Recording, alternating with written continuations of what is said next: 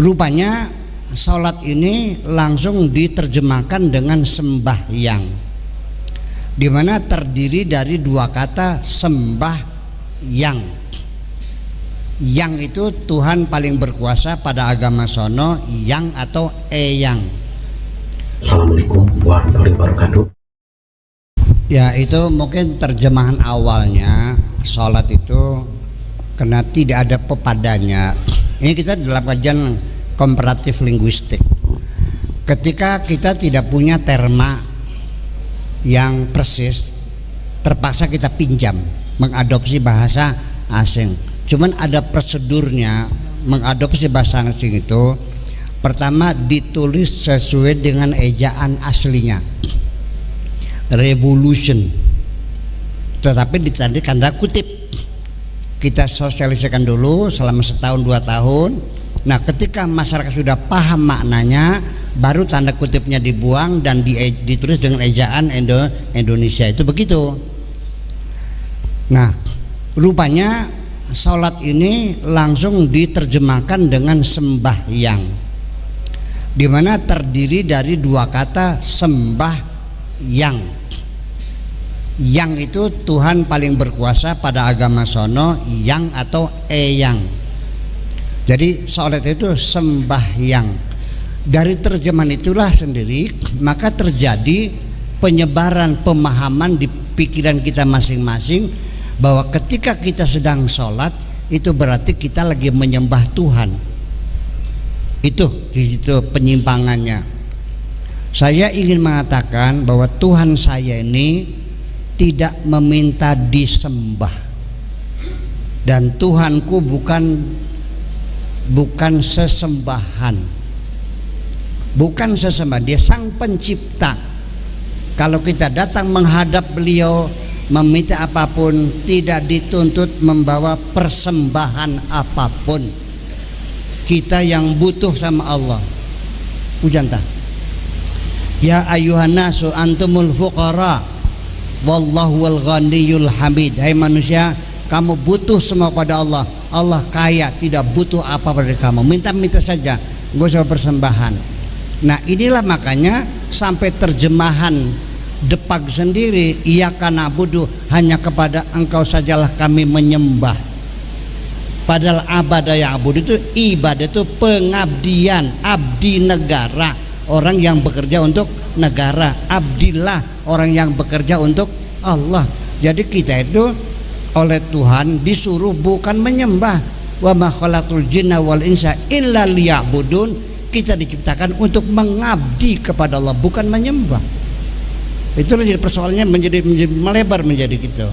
Nah, kita kembalikan lagi bahwa sholat ini adalah mi'raj tadi itu, ya, berkomunikasi dengan Tuhannya. Sehari 5 kali berkomunikasi. Nah, makanya tidak aneh ketika dalam sholat itulah seringkali orang beriman mendapatkan intuisi, mendapatkan ilham, dapat wangsit lah kalau sekarang itu. Sebab bagaimanapun intuisi itu akan masuk dalam otak kita, tapi bukan otak sadar, tapi otak bawah sadar, atau dalam bahasa Arab al-aqlul la wa'yi, atau dalam ruangan unconsciousness itu masuknya. Nah, makanya ketika kita sholat, kita akan dalam keadaan yang tidak sadar diri, ya, saking khusyuknya, dan disitulah masuk intuisi itu. Apalagi kita sudah relaksasi. Orang sendiri kalau sudah relaksasi sempurna, maka otak menjadi cerdas.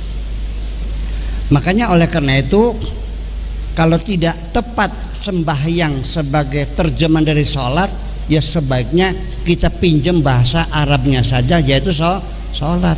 Sudah sholat belum? Gitu. Jangan sudah sembahyang belum, artinya lain. Yuk kita sholat, jangan yuk kita sembahyang. Jadi memang bisa saja mungkin karena kita dulu sebelum Islam masuk, ada agama-agama yang lokal kita itu dengan paham Tuhan itu disembah, maka kita juga termasuk menyembah. Sehingga kalau kita ini namanya pengabdian, maka kita membedakan ibadah itu namanya pengabdian. Ini mi'raj begini. kontak person, kontak langsung dengan Tuhan. Itulah namanya Mi'raj ya. Tuhan itu tidak di aras, tidak di langit, di mana-mana ada Tuhan. Aina ma tuwallu wujuhakum fasamma wajhullah. Di mana? Lebih dekat dari urat nadi kita. Jadi kemana Mi'rajnya? Ya kepada Tuhan. Yang mana? Yang lebih dekat dari nadi kita ini.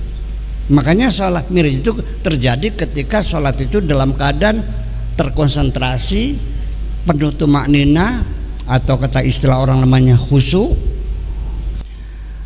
Nabi Muhammad pernah mengadakan sayembara kepada sahabatnya, siapa yang sholatnya khusyuk dapat sorban. Ada sholat baru Allahu Akbar, minggir kamu, ngaco kamu sholatnya, mikir macam-macam. Ada yang tinggal salamnya saja gitu, nggak jadi. Kenapa? Karena kamu ingat sorban. Ternyata yang bisa sholat khusyuk itu hanya Sayyidina Ali karramallahu wajhah. Sejauh apa Sayyidina Ali bisa sholat Mi'raj seperti itu sampai ini? Suatu ketika punggungnya kena panah, ketika dicabut merasa sakit. Kata Sayyidina Ali, tunggu aku ambil air wudhu dulu dan aku mau sholat. Ketika aku sholat silakan dicabut panah dari punggungku ini. Selesai sholat, Sayyidina Ali bertanya, sudah dicabut atau belum? Kata dokternya, sudah. Terasa enggak? Jadi sakitnya panah dicabut tidak terasa, karena dia betul-betul sedang Mi'raj dengan Tuhan. Betul enggak? Kalau kita ada nggak kira-kira dicabut panahnya nggak sakit? Bisa nggak kira-kira? Oke, saya turunkan nih levelnya. Digigit nyamuk nggak terasa, bisa nggak? Saya bisa. Kapan? Jam 2 malam di bawah pohon kersem sama pacar saya. Pulang-pulang kaki saya bental semuanya. Berarti saya nggak merasa digigit nyamuk. Kenapa? Karena saya sedang bermesra. Nah itulah Mi'raj, itu adalah kemesraan kita dengan Tuhan, sehingga tidak terasa apa-apa. Jadi ilmunya bagaimana orang itu bisa sholat khusyuk, bukan bagaimana baca Fatihahnya, bukan bagaimana rukunya, bagaimana doanya, niatnya bagaimana, bukan di situ. Yang menentukan level sholat kita khusyuk adalah bukan rukun-rukunnya, tapi kadar cinta yang ada di dalam hatimu itu.